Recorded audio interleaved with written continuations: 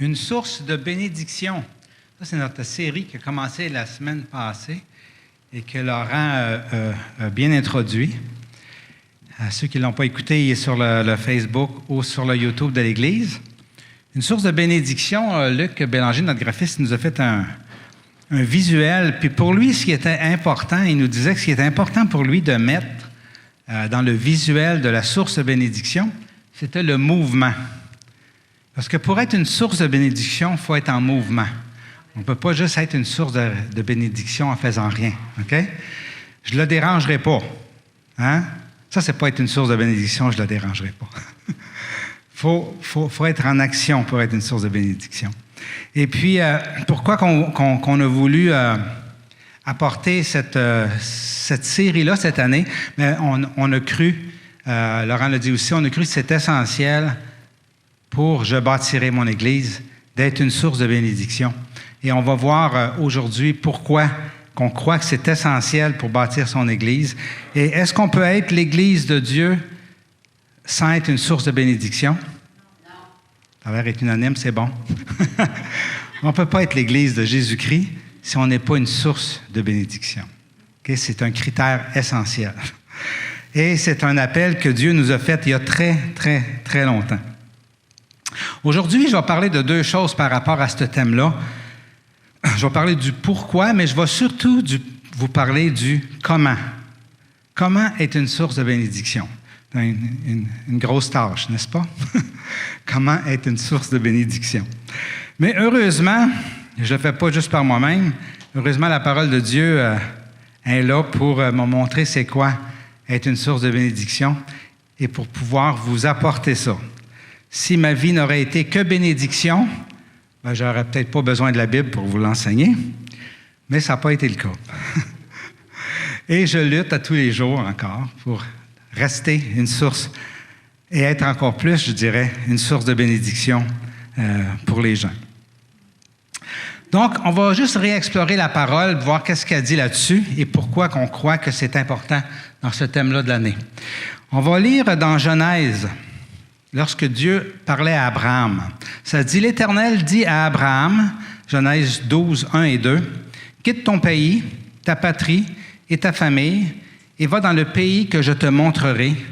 Je ferai de toi une grande nation, je te bénirai, et je rendrai ton nom grand, et tu seras une source de bénédiction. » Le verset d'après, il dit, continue en disant, « Toutes les familles de la terre seront bénies en toi. » Oups, ça serait dur pour Abraham de faire le tour du monde, de toutes les générations, et de devenir une bénédiction pour toutes les familles de la terre. Fait qu'en quelque part, il faut que quelqu'un prenne la relève. OK? Et c'est qui ça qui prend la relève? Jésus-Christ. C'est nous autres.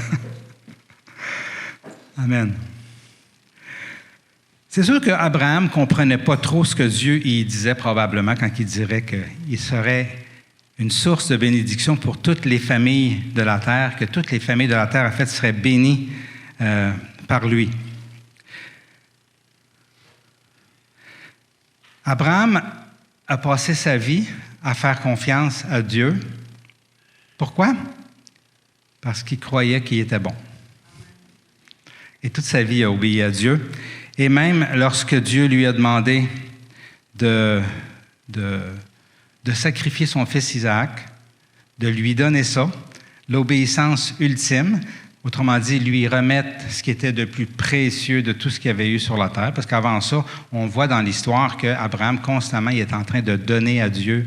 Quand il visite, il lui offre des holocaustes, puis tout ça, mais là, il lui demandait son fils, ce qu'il y avait de plus important. Et encore une fois, à cause qu'il croyait que Dieu était bon, Abraham lui a obéi. Et Dieu a dit dans Genèse 22, 18, « Toutes les nations de la terre seront bénies en ta descendance parce que tu m'as obéi. » Autrement dit, parce que tu m'as fait confiance.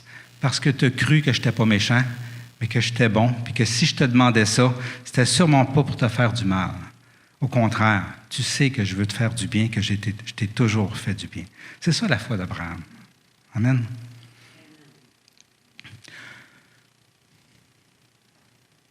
Donc, la descendance d'Abraham, on sait que c'est Jésus-Christ.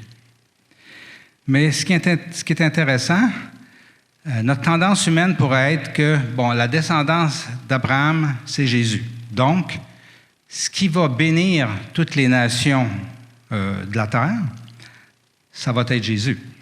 OK? Et nous, tout ce qu'on a à faire, on va partager Jésus et automatiquement, les gens vont être bénis parce qu'ils vont connaître Jésus. Ça a fait partie des pensées chrétiennes aussi dans l'histoire.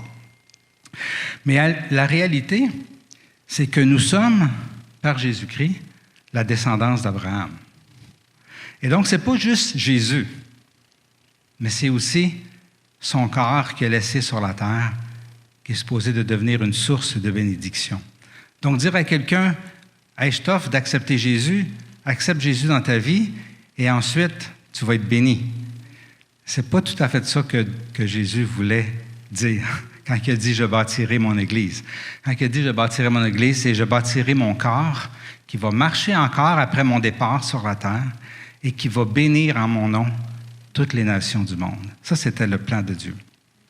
Donc, nous sommes la source de bénédiction pour notre monde actuel, comme pour chaque génération qu'il y a eu avant nous autres. Et en ce temps de pandémie, comme dans tous les temps de l'histoire et les époques difficiles de l'histoire, nous sommes la source de bénédiction que Dieu a laissée sur la terre. Dans Galates, Paul parle de qui nous sommes. Il dit, nous, frères et sœurs, comme Isaac, nous sommes les enfants de la promesse. Nous sommes les enfants, nous sommes la descendance qui était supposée de naître, de remplir la terre et d'être une source de bénédiction pour le monde entier. Nous sommes son corps, donc nous sommes Jésus. Nous sommes le Christ. C'est prétentieux de dire ça, hein? Savez-vous pourquoi je dis que nous sommes le Christ?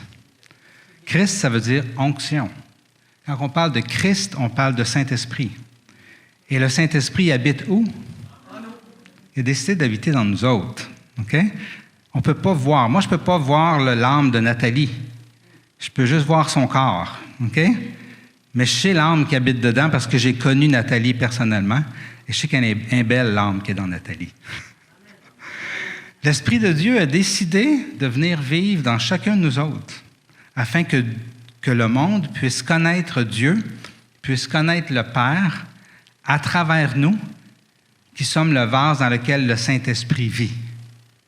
Nous sommes cette source de bénédiction pour toute la terre parce que Dieu vit en nous. Et Dieu marche avec nous, parle avec nous, écoute avec nous, fait des gestes de bonté par nous. Okay? Donc, nous sommes ces descendants-là. Si je paraphrase un peu, toutes les nations de la terre, toutes les familles de la terre seront bénies par Christ, donc par son corps, donc par son Église, donc par vous tous qui croyez en Jésus.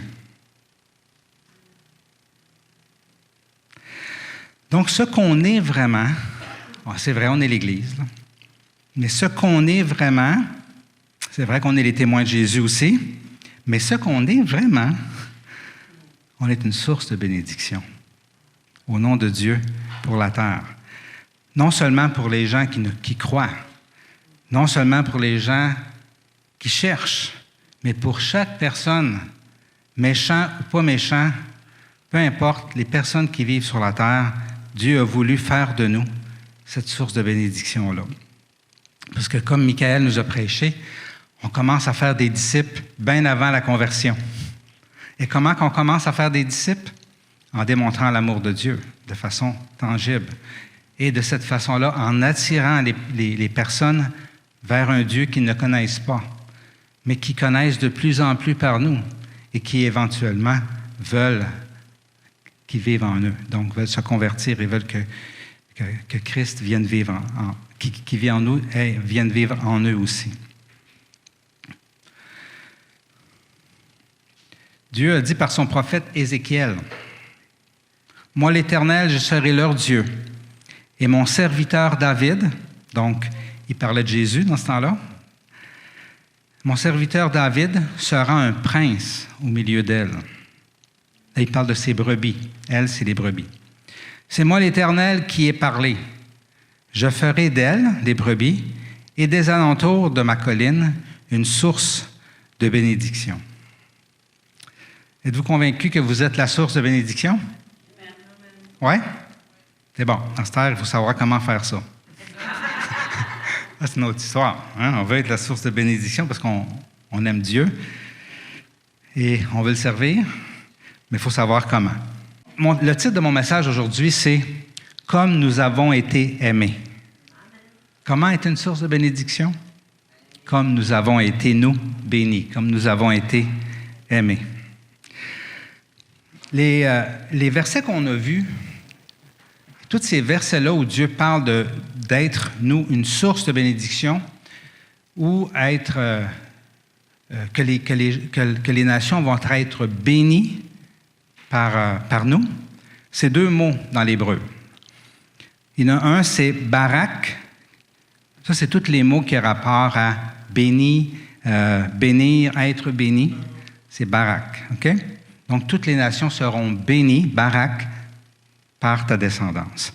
Et l'autre mot, c'est bénédiction. Tu seras une source de bénédiction. Donc, ce mot-là, c'est beraka. Je ne suis pas bon en prononciation grecque, mais c'est écrit de même. Moi, je fais comme en espagnol. On parle comme c'est écrit. Hein, Carlos? C'est comme ça, hein? C'est écrit de même, on le dit de même. Ça, c'est facile, l'espagnol. Moi, j'aime ça. Beraka, une bénédiction. Et ce que j'ai fait pour faire ma recherche, j'ai pris ces mêmes mots-là en hébreu, ces deux mots-là. Puis là, je suis allé voir partout dans la Bible où ces mots-là sont employés, donc dans l'Ancien Testament. Et c'est intéressant de voir qu'est-ce que ça veut vraiment dire, bénir ou être une bénédiction. Donc, tous les versets que je vais vous apporter, c'est juste ces deux mots-là qui sont toujours prononcés. Il y a 397 fois que ces mots-là sont employés dans l'Ancien Testament. Et ce matin, on va tous les voir un par un. On va coucher ici, à soir.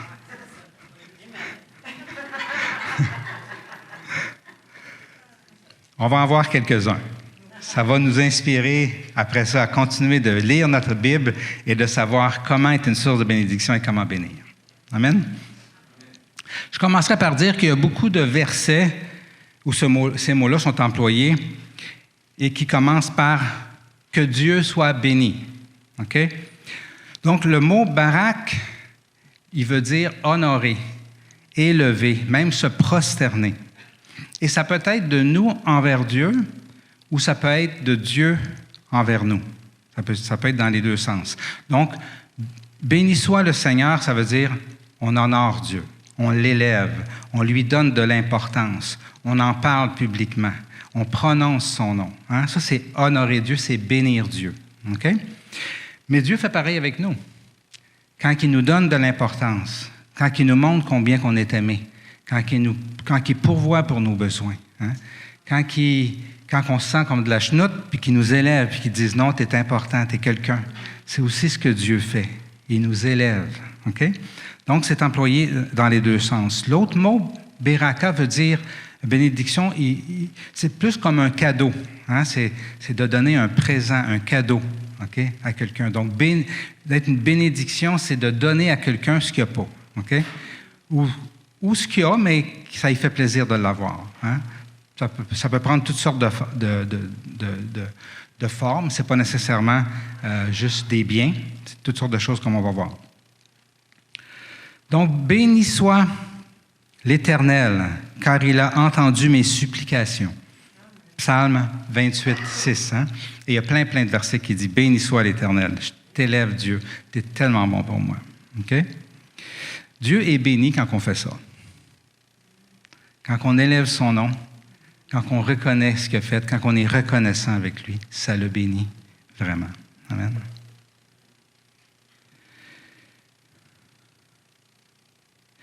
La première façon de bénir notre entourage, je vous dirais, OK?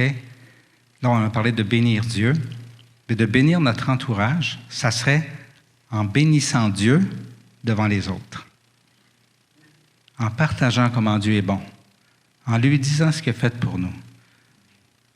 Si les gens nous trouvent fins, OK, en lui disant d'où ça vient, ce fin-là, OK, qu'on n'a pas toujours été fin de même, puis que des fois, on ne l'est pas tout le temps.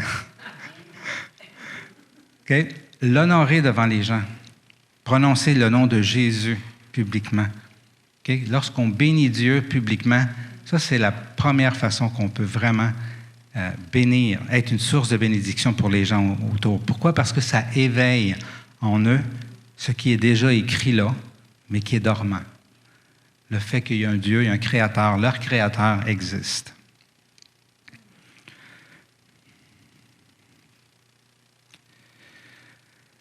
Dans Genèse 24, 35 et 36, on voit un exemple ici de quelqu'un qui honore Dieu. C'est le serviteur d'Isaac qui est allé y chercher une femme. OK? L'Éternel a comblé mon Seigneur de bénédictions. Là, il est en train de parler à la famille de la femme qui veut pour son maître Isaac. L'Éternel a comblé mon Seigneur de bénédictions, si bien qu'il est devenu puissant. Il lui a donné des brebis et des bœufs, de l'argent, de l'or, des serviteurs, des servantes, des chameaux, des ânes. Sarah, la femme de mon Seigneur, a donné dans sa vieillesse un fils à mon Seigneur et lui a fait don de tout ce qu'il possède. Okay? Donc, il cherchait une femme pour Isaac et il est en train de l'expliquer que finalement son maître il est riche. Donc, c'est sûr qu'il va avoir la fille qui est de cette famille-là à qui il parle. Donc, il vante les richesses de son Seigneur et tout ça, mais il lui dit d'où ça vient. C'est le Seigneur qui a béni mon Seigneur de cette façon-là. C'est Dieu qui l'a béni comme ça. Lorsqu'on honore Dieu, on est déjà une source de bénédiction. Amen. Nous connaissons tous, il y a beaucoup de monde qui ont levé la main tantôt, la bonté de Dieu envers nous. On a tellement de choses à dire de Dieu par rapport à ce qu'on a vécu. On n'aurait pas assez de notre vie. En tout cas, moi, je n'aurais pas assez de ma vie pour tout dire ce que Dieu a fait sur moi. Donc, il faut chercher les occasions de le faire. Il ne faut surtout pas perdre des occasions. Et souvent, on perd des occasions. Souvent, on se retient, alors que ça bouille en dedans de nous autres. Soyons une source de bénédiction et parlons de notre Dieu. Amen. Ensuite, il a prononcé la bénédiction sur les gens. Hein? Dans Genèse 28, 3. Que le Dieu Tout-Puissant te bénisse, te fasse proliférer, te multiplie, afin que tu donnes naissance à tout un groupe de peuples. Lorsqu'on bénit quelqu'un, Dieu agit et on devient une source de bénédiction. Ici, on voit que Isaac est en train de bénir son fils Jacob. Mais chaque fois qu'on bénit, que ce soit nos enfants, nos proches, que ce soit nos voisins, nos familles, que ce soit un étranger, quelqu'un sur la rue, okay? Que ce soit un peuple, chaque fois qu'on bénit, on est une source de bénédiction. Et lorsqu'on prononce des paroles de bénédiction sur une personne, avec elle, en sa présence, qu'on lui dit « Est-ce que je peux prier pour toi? J'aurais le goût de te bénir. » Bon, on peut utiliser un autre mot, parce que ce mot-là peut avoir été mal utilisé dans l'histoire québécoise, puis on peut dire « Est-ce que je peux prier pour toi? » Hein, les gens ils comprennent très bien ça, prier pour toi, puis là, ils disent jamais non. Et que là, on se met à prier pour quelqu'un, mais on prononce une bénédiction sur cette personne-là. C'est puissant. C'est puissant. Ça défait tout ce qui n'est pas bon et ça refait tout ce qui est bon. Ça peut être une personne qui est abattue, ça défait toutes les raisons d'être abattue et ça rebâtit. Ça peut être une personne qui a été critiquée, qui a été rejetée, ça défait ce rejet, ces critiques-là, et ça rebâtit la personne dans une identité meilleure. C'est puissant, bénir, prononcer une bénédiction sur quelqu'un. C'est puissant en personne ou pas en personne, mais c'est encore plus puissant quand on le fait et qu'il nous écoute le faire. Pourquoi? L'Esprit Saint, l'imposition des mains, là, c'est une base de la foi chrétienne. L'Esprit Saint passe et vient et agit dans le cœur. Et chaque fois que je l'ai faite dans ma vie, là, surtout avec des personnes qui n'avaient jamais reçu de prière, c'est puissant. Dieu a fait quelque chose dans leur vie, il témoigne tout le temps. Incroyable. Ne nous privons pas d'être cette source de bénédiction-là. Maintenant, il y a eu un problème, je pense, dans l'histoire chrétienne à un moment donné, où ce que, en tout cas, peut-être dans certains cercles ou dans certaines personnes, et je peux m'inclure dans ça, dans une portion de ma vie, où on s'arrêtait là, hein? Et que la vie chrétienne s'arrêtait à dire que Dieu te bénisse. Salut! On s'en va. OK? Entre nous, souvent on le dit comme salutation, sans trop penser ce qu'on dit. Des fois, on va penser plus. Que Dieu te bénisse, on va vraiment penser que c'est une bénédiction qu'on prononce. Comment souvent qu'on va être à l'extérieur avec des gens qui ne connaissent pas Dieu, puis qu'on va dire que Dieu te bénisse. Pour eux autres, c'est comme du chinois, là, dire ça. Je pense qu'il ne faut pas s'arrêter là, à cette formule-là. Dieu ne veut pas qu'on s'arrête là. Autrement dit, il ne veut pas qu'on y remette tout le temps sur le dos. Que Dieu te bénisse, puis moi, je vais continuer ma vie. Non, Dieu, il dit, « Hey, OK, t'as un peu, là, que Dieu te bénisse. Moi, c'est toi que je veux que tu le bénisses, là. C'est pas moi, là. Moi, je bénis sans arrêter, là, mais moi, je veux que ce soit toi qui aille puis qui bénisse cette personne-là. Il faut aller plus loin que Dieu te bénisse, si on veut être l'Église de Dieu. Amen? C'est ce qu'on va voir. Dans tout le reste des versets, comment nous être, après avoir dit que Dieu te bénisse, là, il faut le dire, il faut bénir les gens, il faut prononcer des bénédictions, mais là, il faut devenir une bénédiction aussi au nom de Dieu.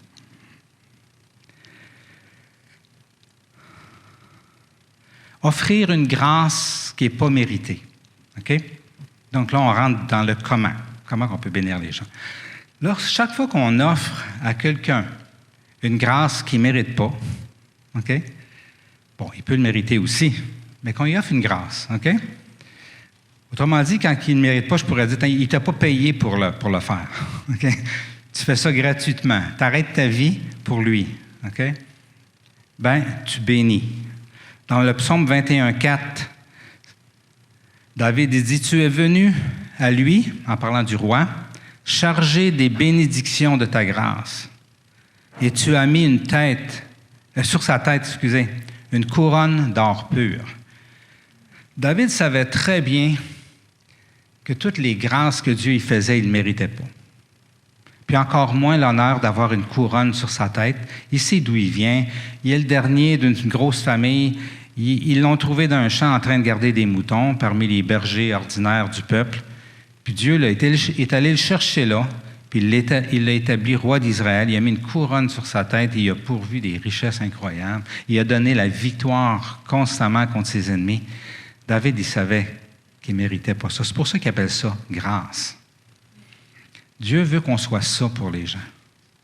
Qu'on puisse aller vers les personnes et pas calculer si les gens méritent ou non les faveurs qu'on va leur faire, le temps qu'on va leur donner, l'amour qu'on va leur prêter, les biens qu'on va leur partager, les conseils qu'on va s'arrêter et qu'on va leur donner.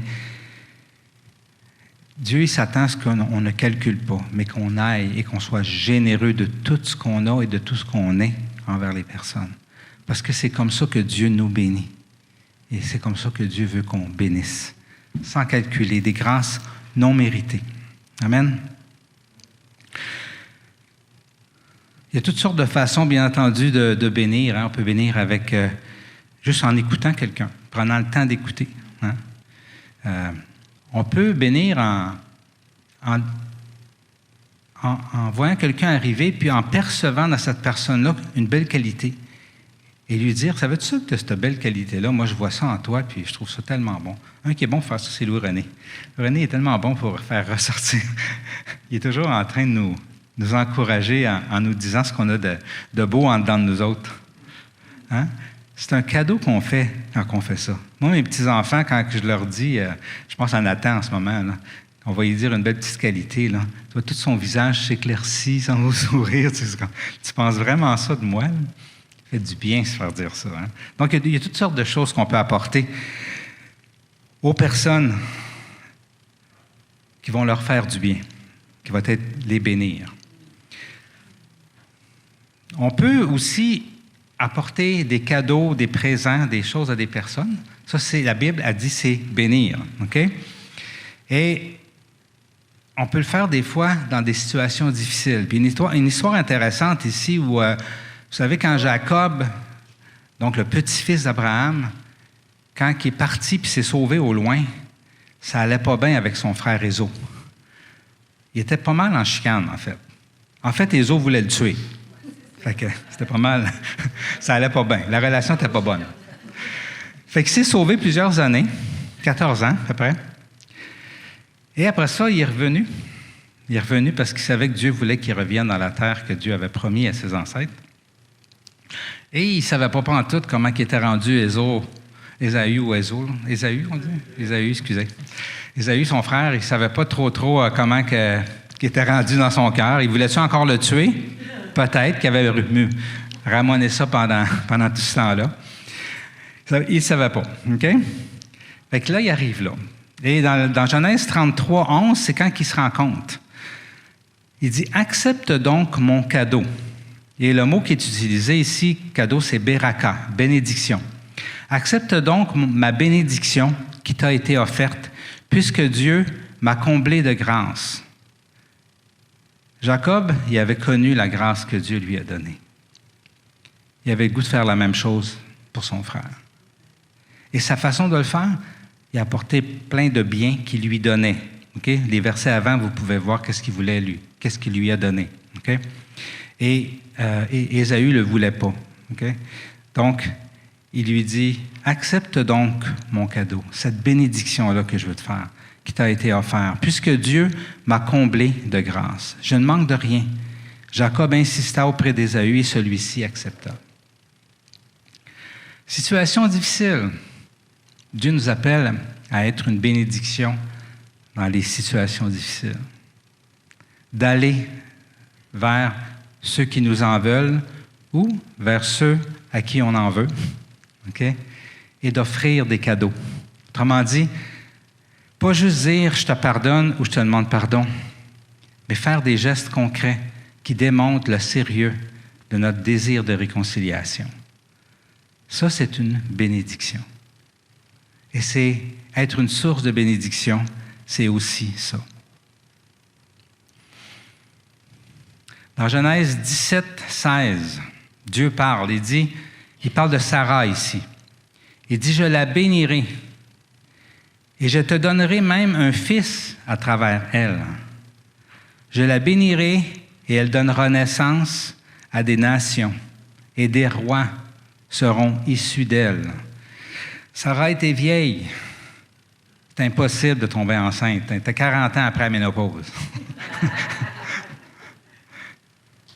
Dieu, comment qu'il l'a béni, encore ça on a le beau « je la bénirai », donc le beau « barak ». Comment qu'il l'a béni? En lui donnant quelque chose qui était impossible pour elle d'avoir. Dieu veut qu'on soit une source de bénédiction. Comment? Il veut qu'on bénisse comment? En donnant à des personnes des choses que c'est impossible pour eux autres d'avoir. Ça peut être nos dons ou nos talents qu'eux n'ont pas, puis on va les aider avec nos dons puis nos talents. Ça peut être notre temps à une personne qui est débordée, puis on leur donne de notre temps, ou notre temps à une personne qui a besoin que quelqu'un prenne du temps avec. Ça peut être nos conseils financiers avec quelqu'un qui ça va plus bien pas en tout financièrement. Ça peut être même nos biens, même notre argent, à quelqu'un qui n'a plus rien. Ça peut être notre amour à celui qui est en manque d'amour. Ça peut être une amitié à celui qui est sans amis. Une parole édifiante à celui qui ne reçoit que des paroles écrasantes. Un encouragement à celui qui est découragé ou à celui qui a juste reçu des paroles décourageantes. Ça peut être de l'espoir à quelqu'un qui est sans espoir. Ça peut être une direction à celui qui est perdu et qui tourne en rond. Un hébergement à quelqu'un qui est sans hébergement. Du linge à quelqu'un qui n'a plus de linge. Donner quelque chose à quelqu'un quelque chose qu'il ne peut pas avoir par lui-même, c'est bénir. Et ça est aussi une source de bénédiction.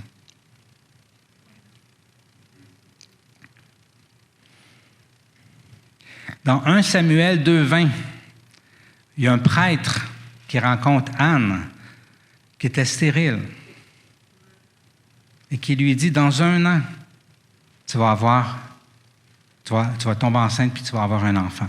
Et elle tombe enceinte de Samuel. Et le prophète Samuel, elle l'a offert à Élie au temple pour qu'il serve le Seigneur après l'avoir comme elle avait promis lorsqu'elle était stérile et qu'elle ne pouvait pas avoir d'enfant.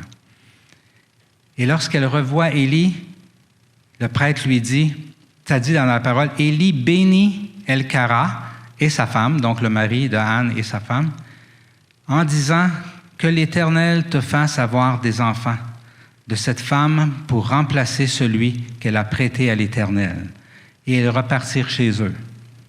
Et ce couple-là ont eu 3 garçons et 2 filles après ça. Rendre quelqu'un fertile, ça aussi c'est une bénédiction. Et combien Dieu peut nous donner des opportunités de rendre des gens fertiles dans toutes sortes de domaines de leur vie. Les exemples que j'ai donnés tantôt. Tu peux trouver une personne que sa vie est stérile, sa vie avance à rien, il a l'impression de ne pas avancer. Et à cause que tu fais un geste, sa vie devient fertile. Il y a plein d'histoires comme ça, de personnes prospères qui nous racontent qu'à un moment donné, leur vie menait à rien et il y a quelqu'un qui est venu dans leur vie. Et soit qu'il leur a donné quelque chose pour pouvoir commencer, soit qu'il leur a donné un coup de main, soit qu'il leur a donné de leur temps et soudainement, leur vie est devenue fertile. Et combien il y a des gens qui recherchent cette aide-là, cette bénédiction-là, en quelque part, pour que leur vie décolle. Lisa me raconte plein d'histoires à la Saint-Vincent-de-Paul qu'elle vit. C'est intéressant parce que non seulement à la Saint-Vincent-de-Paul, il donne des biens aux personnes, mais il les encourage. Souvent, il les encourage, il leur donne des conseils. Puis, elle me donne souvent des histoires de jeunes qui sont arrivés là, puis leur vie tournait en rond, puis étaient partis pour tourner en rond pour tout le temps. Puis les femmes qui sont là les encouragent. Ils disent, ben non, tu es plus que ça dans la vie. Tu peux faire plus que ça. Puis là, il leur dit, tu devrais aller à telle place ou tu devrais essayer peut-être de travailler dans tel domaine, peut-être tu aimerais ça ou te former. Pourquoi tu ne retournes pas à l'école? Tu es jeune, tu as la vie devant toi. Puis elle me raconte ces belles histoires-là où elle revoit ces personnes-là après. Ils ont pris leur vie en main et finalement, ils sont formés, ils ont trouvé un travail, puis leur vie va bien, puis ils n'ont plus besoin de Saint-Vincent-de-Paul. On peut rendre les gens fertiles. Et rendre les gens fertiles, c'est être une bénédiction pour les personnes. La multiplication depuis Adam et Ève, ça fait partie des bénédictions. Donc Dieu a béni Adam et Ève. Ils se sont multipliés. Il a béni Noé. Il s'est multiplié. Il a béni Abraham. Il s'est multiplié. Savez-vous ça que les bénédictions se multiplient? Tu sais, l'histoire de passer au suivant, là, ça vient du ciel, cette histoire-là. Quand vous faites du bien et que ça éveille en quelqu'un le désir de faire lui à son tour du bien, ça se multiplie.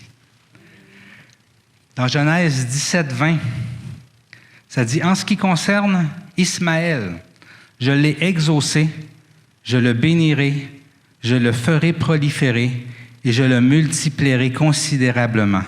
Il aura pour fils 12 princes et je ferai de lui une grande nation. »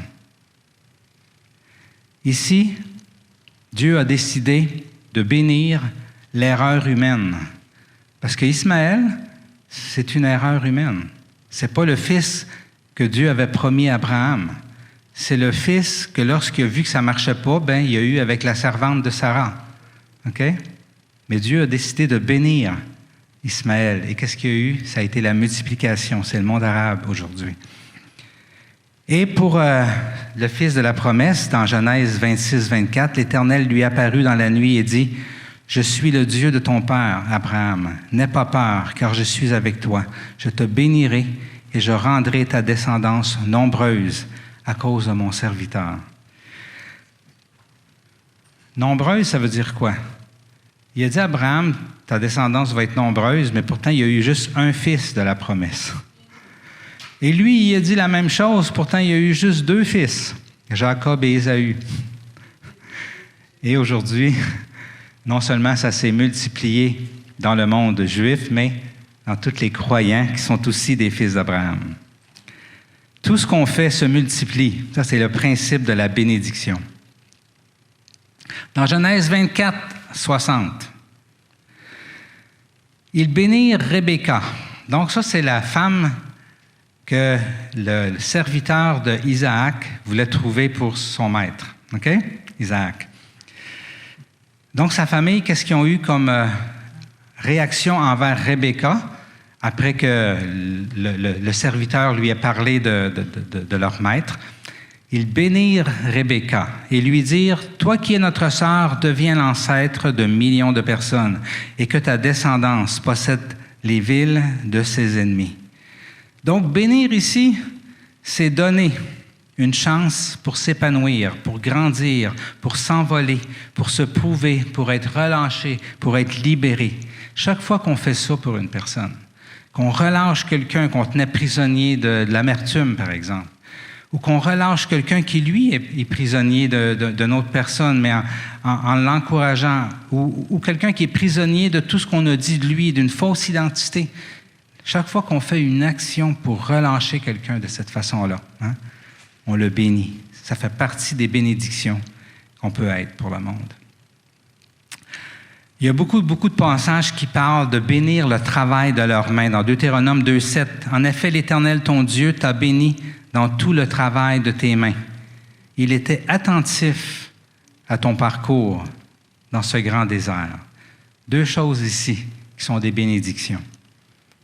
Être attentif. Ça commence par ça. Lâcher notre carrousel qui tourne et qui nous fait perdre notre vie et être attentif à un besoin, à une personne. La bénédiction, ça commence par ça. Bénir le travail de leurs mains. Hein? Sylvain Ménard, moi je trouve ça beau de la manière qu'il travaille d'arrache-pied pour que ses enfants, ses garçons, puissent être lancés dans la vie. OK? Il bénit le travail de leurs mains. Et après ça, comme on a vu dans l'autre slide, diapositive d'avant, il va les relâcher. Il relâche déjà en ce moment. Là, il ne reste pas loin. Mais je trouve ça beau. Hein? Mon père a fait pareil avec nous autres. Tout ce qu'on fait, OK, pour que le travail des mains d'une personne puisse prendre confiance et commencer à fructifier, OK? Chaque fois qu'on encourage, chaque fois qu'on aide quelqu'un à partir quelque chose, à être efficace dans le travail de ses mains, okay? Dieu a fait la même chose avec nous. Dieu a fait la même chose avec son peuple. C'est être une source de bénédiction. 1 Samuel 13, 10. Il finissait d'offrir l'Holocauste, on parle du roi Saül. Il finissait d'offrir l'Holocauste lorsque Samuel arriva. Saül sortit à sa rencontre pour le saluer. C'est intéressant ici, la traduction dit pour le saluer, mais le mot qui est utilisé dans l'original, c'est barak. Donc, il sortit à sa rencontre pour le bénir. Le bénir dans ce cas-là, c'était quoi? C'était s'arrêter, saluer, porter attention. Chaque fois qu'on fait ça pour une personne, on est une source de bénédiction. Et Dieu nous encourage à être intentionnels, pas juste quand ça adonne, d'être intentionnel et de faire de notre vie une vie où on s'arrête et qu'on va bénir des gens en leur portant attention, en s'arrêtant pour les autres, en les saluant. Le temps avance, je vais devoir, je pense que je consomme moins 20, je pense qu'il me reste 5 minutes. C'est ça, Michael? En tout cas, c'est correct. Dis-moi-les pas. Notre présence et notre implication avec quelqu'un est une source de bénédiction. C'est assez surprenant, mais on va lire ce verset-là. Isaac fit des semailles. Okay? Là, donc, Isaac, là, il est chez ses ennemis, parce qu'il y avait une famine où ce qui était. Il est allé vivre chez les Philistins. Et là, alors qu'il était chez les Philistins, ça dit, Isaac fit des semailles dans le pays et il récolta le centuple cette année-là, car l'Éternel le bénit. OK? Et Abimelech, qu'il avait accueilli, cet homme devint riche. Il s'enrichit de plus en plus jusqu'à devenir très riche. Il y a l'histoire de Joseph aussi en Égypte. Alors, à cause que Joseph était avec Pharaon, mais Dieu a béni Pharaon et a rendu l'Égypte super prospère. Et c'est une réalité. Lorsqu'on travaille avec quelqu'un, lorsqu'on fait partie d'une business, lorsqu'on fait partie d'un projet, automatiquement, Dieu bénit.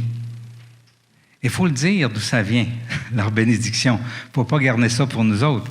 Les gens ont besoin de savoir que c'est Dieu qui bénit, si on veut que la bénédiction soit complète. Je sais que mon garçon Étienne puis Dominique, ça va super bien, leur business puis tout ça. Puis cet été, j'ai passé mon été à aller aider à construire la maison d'Étienne et de son ami Marc-Antoine. Les deux se bâtissent un en face de l'autre. Et Marc-Antoine, il dit, j'en reviens pas. Comment que ça va bien, nos affaires? C'est vraiment en dehors de ce que je pourrais m'imaginer puis penser. Puis j'ai dit, Marc-Antoine, tu sais que c'est pourquoi, hein? Il y a du monde qui prie. C'est pour ça là, que ça va bien de même, votre business. Là, il me regarde dans ce temps-là et il dit, ouais. Hein?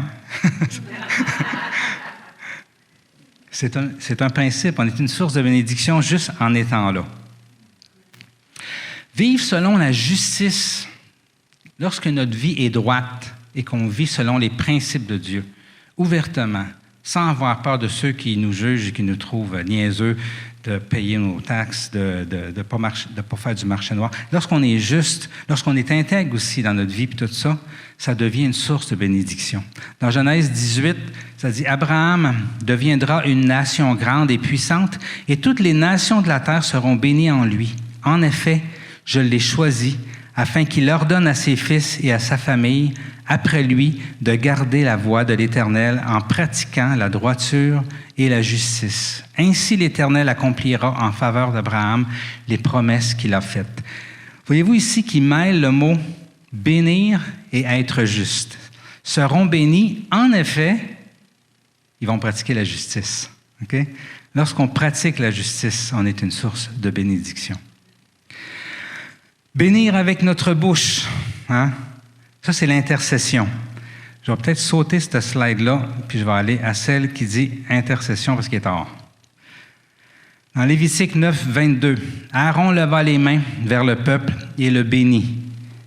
Puis il descendit après avoir offert le sacrifice et l'expiation, l'holocauste et le sacrifice de communion. Notre intercession, elle est puissante pour bénir. Savez-vous quel a été le résultat de cette intercession de Aaron? Si on lit ce qui suit, ça dit « Moïse et Aaron entrèrent dans la tente de la rencontre. Lorsqu'ils en sortirent, ils bénirent le peuple et la gloire de l'Éternel apparut à tout le peuple. Et un feu sortit de devant l'Éternel et brûla l'holocauste et les graisses de l'autel. Tout le peuple le vit et ils poussèrent des cris de joie et se jetèrent visage contre terre. » Lorsqu'on intercède, Dieu se manifeste. Lorsque vous ne savez pas quoi faire, intercédez. Lorsque vous trouvez le temps long, intercédez. Lorsque vous trouvez que la télévision prend trop de place dans votre vie, fermez-la, puis intercédez, parce que c'est une source de bénédiction puissante. Aimer, aimer et aimer. Dans Deutéronome, ça dit « Il t'aimera, il te bénira, il te multipliera, il bénira tes enfants, le produit de ton sol, ton blé, ton vin nouveau, ton huile, les portées de ton gros et ton petit bétail dans le pays qu'il a juré à tes ancêtres de te donner. Tu seras béni plus que tous les peuples. Il n'y aura chez toi ni homme, ni femme stérile, ni bête stérile parmi tes troupeaux. L'Éternel éloignera de toi toute maladie. Il ne t'enverra aucune des mauvaises maladies d'Égypte que tu connais, mais il en frappera tous tes ennemis. Comme ça commence par quoi? Il t'aimera. Lorsqu'on bénit en commençant par aimer, on ne se trompe pas. Aimer, c'est être une source de bénédiction. On va sauter une slide. Ah non, je vais la faire, je pense. C'est important. Savez-vous que notre bénédiction dépend de combien on va bénir, nous autres? Elle dit, alors le Lévite qui n'a ni part ni héritage avec Toi, l'étranger, l'orphelin et la veuve qui habiteront dans la ville viendront et ils mangeront à satiété.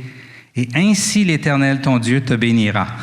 Dans Deutéronome 24, 19, quand tu moissonneras ton champ et que tu auras oublié une gerbe, tu ne retourneras pas la prendre, elle sera pour l'étranger, l'orphelin et la veuve, afin que l'Éternel, ton Dieu, te bénisse. Donc Dieu, il veut qu'on soit une source de bénédiction, mais il veut nous bénir aussi. Mais on dirait que dans certains passages, la bénédiction qui va nous porter dépend de la bénédiction que nous, on va être pour les autres. Je finis avec ça, OK? Que j'ai jasé avec ma femme. La femme, elle aime le français. Bénédiction, c'est en 2 mots, OK? Béné, qui est bien, et diction, qui est dire. Donc, bénédiction, c'est dire du bien. Est-ce que nous, les chrétiens, on ne fait que dire du bien? Dans ce qui circule sur Facebook de ce temps-là, est-ce qu'ils ne font que dire du bien aux frères qui mettent toutes sortes de choses sur Facebook des fois? Qu'est-ce qu'il a dit Dieu?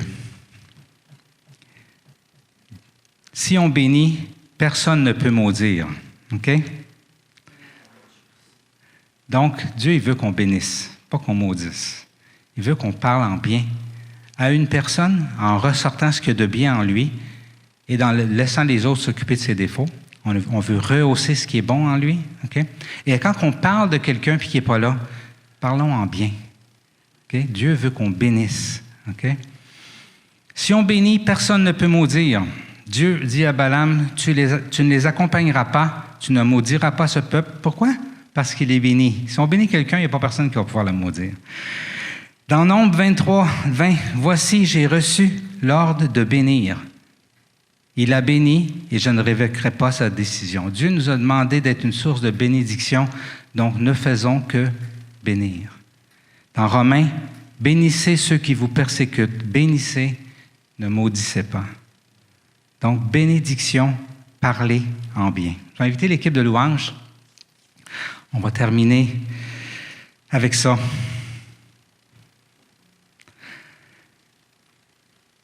On a une puissance dans notre bouche. On a une puissance dans notre vie. On a une puissance de ne pas se fier à ce qui se passe dans le monde, à tout le mal qu'il y a. Dieu veut qu'on focus sur le bien qu'on peut apporter. Et il veut qu'on soit une source de bénédiction. Et c'est ainsi qu'on va faire des disciples avant même que les gens se convertissent et que la journée de la conversion des gens, quand elle va arriver, ça va se faire comme ça. Parce qu'ils vont avoir connu par nous la bonté de Dieu et la bénédiction du Seigneur. C'est lui qui nous a fait.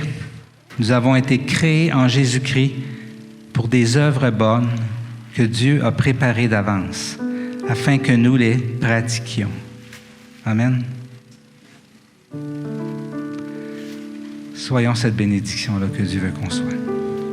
Et honorons-le ce matin pour toute la bénédiction qu'il est pour nous et pour le monde.